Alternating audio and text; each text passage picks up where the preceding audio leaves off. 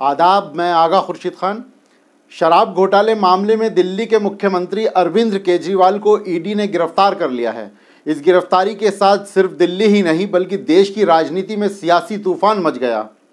बताया जा रहा है कि आज सुप्रीम कोर्ट में सीएम अरविंद केजरीवाल को पेश किया जाएगा।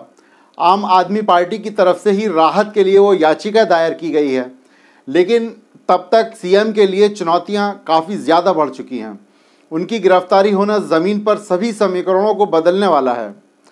इस समय लोकसभा का चुनाव नज़दीक है, तारीखों का ऐलान भी हो चुका है। ऐसे में उस बीच ईडी का ये एक्शन मायने रखता है। केजरीवाल की गिरफ्तारी के बाद सवाल उठ रहा है कि क्या केजरीवाल इस्तीफ़ा देंगे। अगर इस्तीफ़ा देते हैं तो उनकी अनुपस्थिति में दिल्ली का मुख्यमंत्री कौन होगा। हालांकि गिरफ्तारी के बाद आप नेता आतिशी का बयान सामने आया है कि अरविंद केजरीवाल इस्तीफ़ा नहीं देंगे। कुछ यूं ही घटनाक्रम झारखंड में भी देखने को मिला था, जहां के तत्कालीन मुख्यमंत्री हेमंत सोरेन को भ्रष्टाचार मामले में जेल भेजा गया था। उसके बाद हेमंत सोरेन ने मुख्यमंत्री पद से इस्तीफ़ा दे दिया था। झारखंड के घटनाक्रम के साथ साथ दिल्ली में भी दो ऐसे उदाहरण हैं जिससे केजरीवाल के इस्तीफ़ा देने की आशंका बढ़ जाती है। मनी लॉन्ड्रिंग मामले में ईडी दिल्ली सरकार के पूर्व मंत्री और आम आदमी पार्टी के दो नेता मनीष सिसोदिया और सत्येंद्र जैन को पहले ही गिरफ्तार कर चुकी है और दोनों आप नेताओं ने इस्तीफ़ा दे दिया था। हालांकि केजरीवाल की गिरफ्तारी के बाद विपक्षी दल के नेता एक सुर में केंद्र की मोदी सरकार को निशाना साध रहे हैं। सभी विपक्षी नेताओं ने अरविंद केजरीवाल की गिरफ्तारी पर सरकार की निंदा की है। कांग्रेस नेता राहुल गांधी ने केजरीवाल की गिरफ्तारी के बाद एक्स पोस्ट पर लिखा, डरा हुआ तानाशाह एक मरा हुआ लोकतंत्र बनाना चाहता है। मीडिया समेत सभी संस्थानों पर कब्जा पार्टियों को तोड़ना, कंपनियों से हफ्ता वसूली, मुख्य विपक्षी दल का अकाउंट फ्रीज करना भी असुरी शक्ति के लिए कम था। तो अब चुने हुए मुख्यमंत्रियों की गिरफ्तारी भी आम बात हो गई है। इंडिया इसका मुंहतोड़ जवाब देगा। वहीं कांग्रेस पार्टी की राष्ट्रीय महासचिव प्रियंका गांधी ने एक्स पोस्ट पर लिखा कि चुनाव के चलते दिल्ली के मुख्यमंत्री अरविंद केजरीवाल को इस तरह टारगेट करना एकदम गलत और असंवैधानिक है। राजनीति का स्तर इस तरह से गिराना न प्रधानमंत्री जी को शोभा देता है न उनकी सरकार को। अपने आलोचकों से चुनावी रणभूमि में उतर कर लड़िए, उनका डटकर मुकाबला करिए, उनकी नीतियों और कार्यशैलियों पर बेशक हमला करिए। यही लोकतंत्र होता है। मगर इस तरह देश की सारी संस्थाओं की ताकत का अपने राजनीतिक मकसद को पूरा करने के लिए इस्तेमाल करना, दबाव डालकर उन्हें कमज़ोर करना लोकतंत्र के हर उसूल के खिलाफ है। देश के विपक्ष की सबसे बड़ी पार्टी कांग्रेस के बैंक खाते फ्रीज कर दिए गए।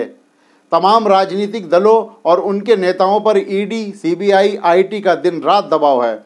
एक मुख्यमंत्री जेल में डलवा दिए गए हैं, अब दूसरे मुख्यमंत्री को भी जेल ले जाने की तैयारी हो रही है। ऐसा शर्मनाक दृश्य भारत के स्वतंत्र इतिहास में पहली बार देखने को मिल रहा है। इनके अलावा समाजवादी पार्टी के मुखिया अखिलेश यादव ने केजरीवाल की गिरफ्तारी पर एक्स पोस्ट में लिखा कि जो खुद है शिकस्त के खौफ में कैद, वो क्या करेंगे किसी और को कैद। भाजपा जानती है कि वो फिर दोबारा सत्ता में नहीं आने वाली। इसी डर से वो चुनाव के समय विपक्ष के नेताओं को किसी भी तरह से जनता से दूर करना चाहती है। गिरफ्तारी तो बस बहाना है। ये गिरफ्तारी एक नई जन क्रांति को जन्म देगी।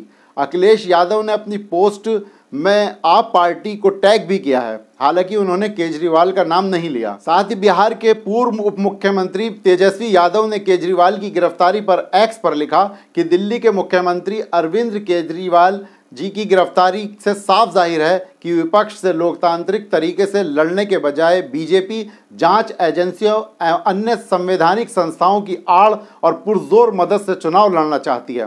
राजनीतिक, लोकतांत्रिक व संवैधानिक नैतिकता एवं मर्यादाओं को एनडीए सरकार ने तार तार कर देश पर आघोषित आपातकाल थोप दिया है। हम सभी मजबूती से दिल्ली के लोगों के अति लोकप्रिय सरकार के साथ खड़े हैं।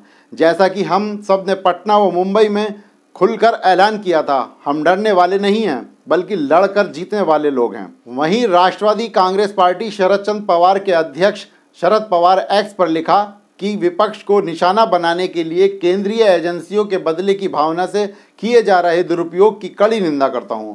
खासकर जब आम चुनाव नज़दीक आ रहे हों, ये गिरफ्तारी दिखाती है कि बीजेपी सत्ता के लिए किस हद तक गिर सकती है। अरविंद केजरीवाल के खिलाफ इस असंवैधानिक कार्रवाई के खिलाफ इंडिया एकजुट है। इन सभी नेताओं ने अरविंद केजरीवाल की गिरफ्तारी को लेकर मोदी सरकार द्वारा केंद्रीय एजेंसियों का दुरुपयोग बताया। वहीं ये कहा कि भाजपा अपनी हार को बचाने के लिए केंद्रीय एजेंसियों के माध्यम से विपक्ष के नेताओं को दबाने की कोशिश कर रही है।